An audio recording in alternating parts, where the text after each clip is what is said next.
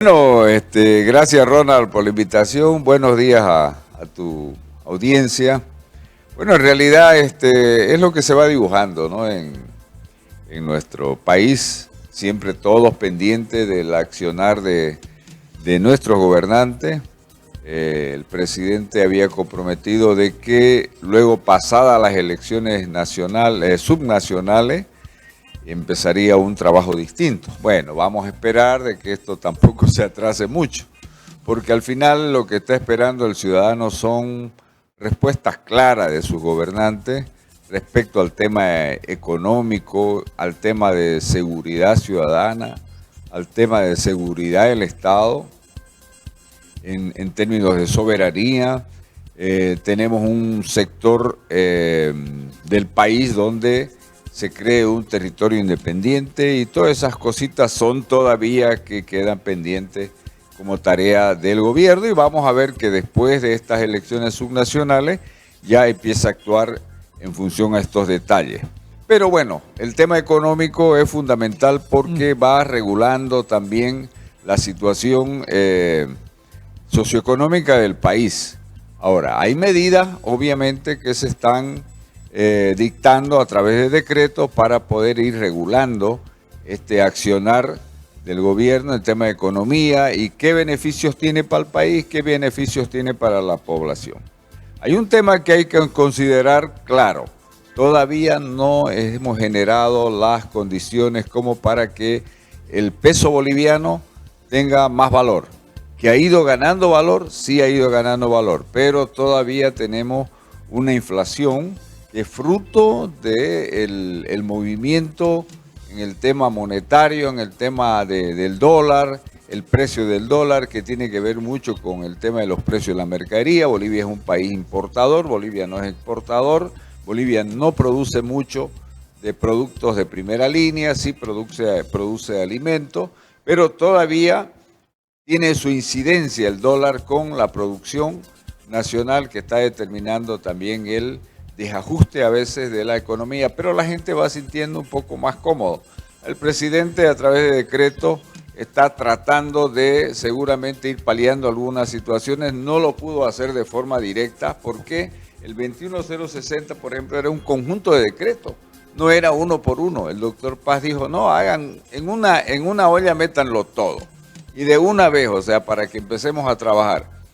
El gobierno, claro, se dejó presionar con las organizaciones sociales, especialmente la Central Obrera Nacional, la Central Obrera Boliviana, perdón, y a partir de ahí, bueno, ha tenido que hacer decretos por decreto, y eso también lo hace lento al gobierno.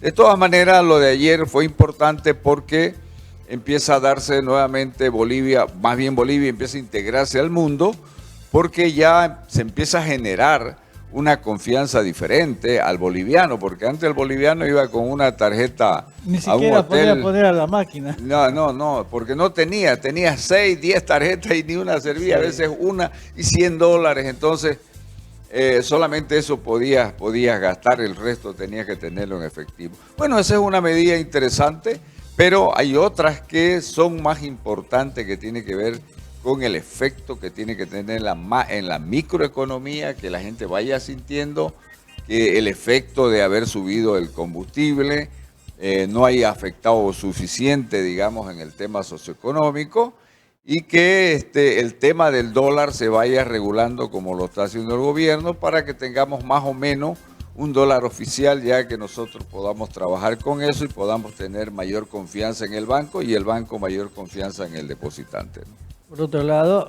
ya no se va a pagar el IPF, ¿no? El impuesto a transacciones financieras. Es otra medida para los analistas económicos positiva. También es positivo porque al final el ITF tenía que haberse... Bueno, el ITF se creó por un tema coyuntural y era para que se quede 1 año, 2 años, y al final quedó por siempre, ¿no? El ITF. Y la gente, claro, decía, está bien, vamos a pagar impuestos, pero el asunto es que el gobierno tiene que generar confianza, Ronald, en el entendido de que no solamente es buscar las medidas económicas que vaya, digamos, a generarle mayor comodidad al gobierno, sino el gobierno tiene que buscar medidas económicas que vaya generando mayor comodidad a la población. Y eso es importante, o sea, tener medidas claras. Eso del ITF, claro que te ayuda en la transacción a personas, digamos, que tienen y pueden manejar grandes recursos de dinero. Y todas las medidas van en el sentido macro, o sea, van generando oportunidades, mayor comodidad al empresario, al graco, en fin. Pero esas comodidades, Ronald, que se les está dando a los grandes, tiene que transmitirse a la microeconomía y al ciudadano, que es el que tiene su platita y que necesita que se le dé valor. Entonces, si vos haces medidas para que los industriales estén más cómodos, que los industriales te salpiquen esa comodidad en temas de precio del producto, Claro. o sea, vaya generando oportunidades. Ojalá, digamos, el gobierno esté enfocado en esto, pero estas medidas son parte, digamos, del corte seguramente de un montón de cosas que todavía tiene por hacer, no lo hizo en el momento, eso lo vuelve lento, pero son medidas importantes que va a ir generando mayor estabilidad económica y mayor confianza internacional de Bolivia en el mundo. El tema de la corrupción, de las contrataciones directas también, ya no se van a tener. También es importante, ¿por qué? Porque las contrataciones directas no han sido transparentes nunca. Y hay un decreto, claro, ese decreto se va a anular porque ese decreto establecía que las compras superior a los 120.000 bolivianos o hasta 120.000 bolivianos era, digamos, de forma directa, y después con un decreto se amplió esta situación para que puedas adquirir con mayores recursos de forma directa, sin licitación, sin control, sin fiscalización. Eso estaba mal. Y eso es lo que va a mejorar este decreto para que se transparente las compras directas y que se defina el monto que tenés para comprar los bienes y servicios de forma directa, que no pasen los 100.000 bolivianos. Seguramente el decreto es más específico, pero va a ser importante ir cortando esta situación porque es la que ha generado mucha corrupción en Bolivia y le ha hecho perder mucha plata también al país, ¿no? Lo importante es que se socialicen, ¿no? Porque a veces lanzamos un paquete de medidas, pero la población a veces desconoce varios de esos, ¿no? Claro. Entonces, por eso viene la importancia de la socialización, para que así todos tomemos en cuenta, ¿no? Y digamos, bueno, sí, está bien, está mal, bueno, porque de eso se trata justamente. Ahora, ya entrando al plano político, ¿qué es lo que está pasando con NGP? No va a participar en el balotaje. Hay una serie de situaciones... por ver, bueno, la parte legal ahí, ¿y en qué queda la democracia también? O sea, son dos situaciones bien preocupantes. Sí, Ronald, mira, a mí me tocó ser asambleísta constituyente y construir la Constitución Política del Estado. Okay. Mis colegas se han de acordar, cuando estábamos en la Asamblea Constituyente, yo era muy minucioso en este tema por las ambigüedades que empiezan a generarse, digamos, en la Constitución Política del Estado, y resulta que empezaron a manejar el concepto de lo que no está prohibido en la Constitución, se puede hacer, dicen, ¿no? Entonces, bueno, si se puede hacer, digamos, lo que no está en la Constitución, entonces pues elijamos otro presidente, digamos, ¿no? Porque no lo dice la Constitución, digamos, ¿no? Entonces hay una serie de cosas que todavía hay que reestructurar, recomponer, aumentar, sacar en la Constitución Política del Estado, y tiene que ser una Constitución mucho más fuerte, mucho más exacta, ¿no? Entonces, a partir de ahí se va generando las leyes, porque una ley, Ronald, pasa por el control constitucional, ¿no? Entonces, yo he sido diputado nacional y sé, digamos, que cuando hacemos una ley, la tenemos que pasar al control constitucional. El Tribunal Constitucional nos dice si está esa ley dentro del marco de la Constitución, si no está violando derechos, si no está violando la institucionalidad misma. Entonces, pasó la ley, en este caso, por ejemplo, la 026 de la ley electoral, que pasó el control. Imagínate que no se dieron cuenta del problema inconstitucional que tiene el artículo 53 y el artículo 64 de la ley. Porque te dice el artículo 53 que los dos candidatos dicen más votados irán a la segunda vuelta si no consiguen el 50% más uno y la diferencia el 40% con el 10%. O sea, ahí te establece, digamos, te dice los candidatos, te dice, ¿no? Pero después el artículo C te dice los partidos políticos que no. ¿Quién tiene más el derecho en este caso, digamos? ¿El ciudadano o el partido político? Ahora, ¿qué te puedo decir yo? Que en la Constitución no se lo reconoce al partido político con el derecho institucional, se lo reconoce al ciudadano. Entonces, la ley le prohíbe al ciudadano tener este derecho, porque nunca nos hemos tocado con este caso. Entonces, Bolivia va aprendiendo a que hay que ir mejorando la ley. Ahí hay que ver el derecho ciudadano que tiene, digamos, en este caso ese candidato, más allá de que pertenezca o haya hecho negocios con Evo Morales, más allá de eso, nosotros no podemos tener, digamos, una visión política, pero una visión institucional de respeto a la ley, sí, también se tiene que respetar la ley.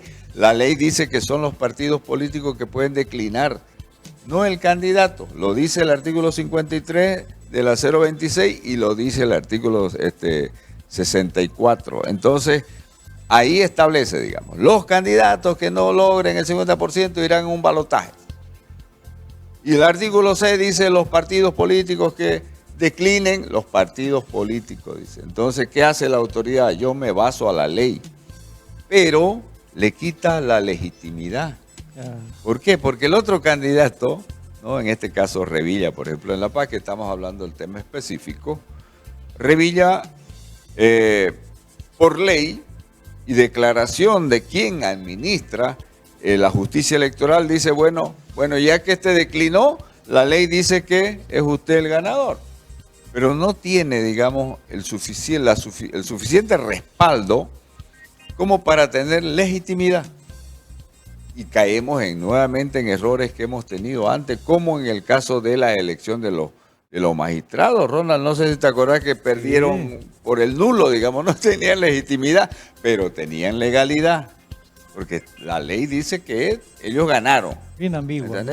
Entonces, hay muchas ambigüedades, Ronald, que hay que componer en la ley. Es un trabajo que tienen los legisladores para que, de acuerdo a lo que va pasando históricamente, esto nunca pasó en Bolivia. Claro, ¿no? Exactamente, y eso es por eso, ¿no?, que a muchos les llama la atención, y esto, obviamente, y ahí viene, ¿no?, donde termina el derecho de uno comienza del otro, en el caso de Yaguasi, por ejemplo, Claro. ¿no?, el candidato el contrincante circunstancial de Revilla, ¿no? Entonces, no, pero si yo no he renunciado, entonces ahí ya surge el problema. Obviamente que acá hay una palabra clave, que queda la democracia. La democracia Ahí queda sometida a estas normas que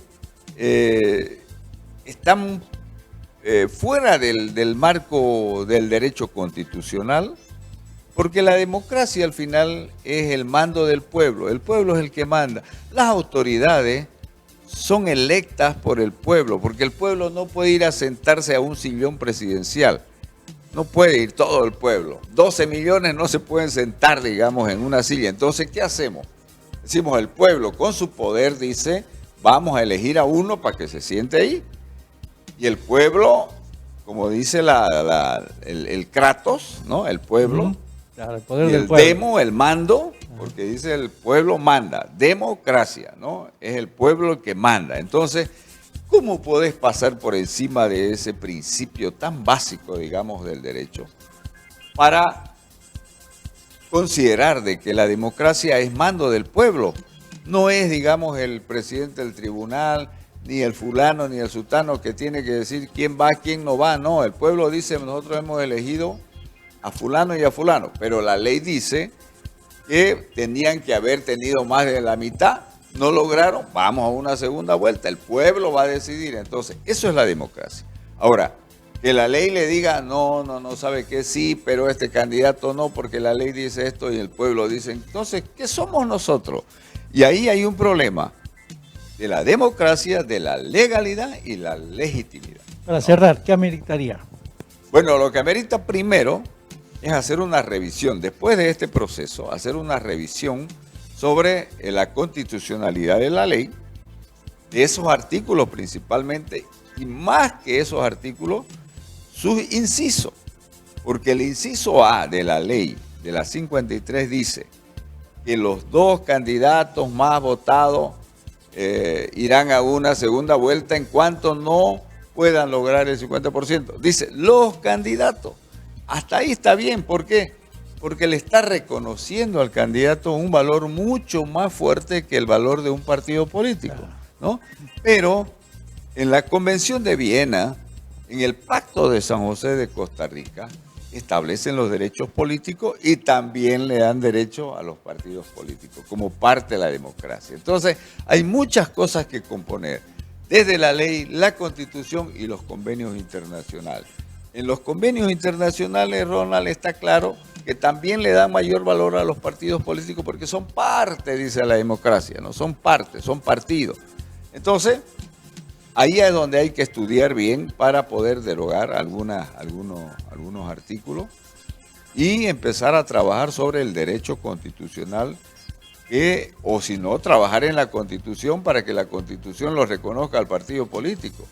Entonces, ¿qué vale más, digamos, la ley o la Constitución? La Constitución, porque está más arriba. Entonces, todo ese trabajo, Ronald, hay que hacer. Hay que anular, por ejemplo, y regular este tema de los partidos políticos. Cuando hay este balotaje, los partidos políticos tienen que empezar a ser partidos con una reglamentación interna muy clara, donde establezca que los candidatos tienen que ser militantes del partido, porque si no empezamos otra vez este mercantilismo político. Sí, se alquilan los partidos. Yo tengo mi partido, te digo, Ronald, vení, yo quiero que sea mi candidato, ¿no?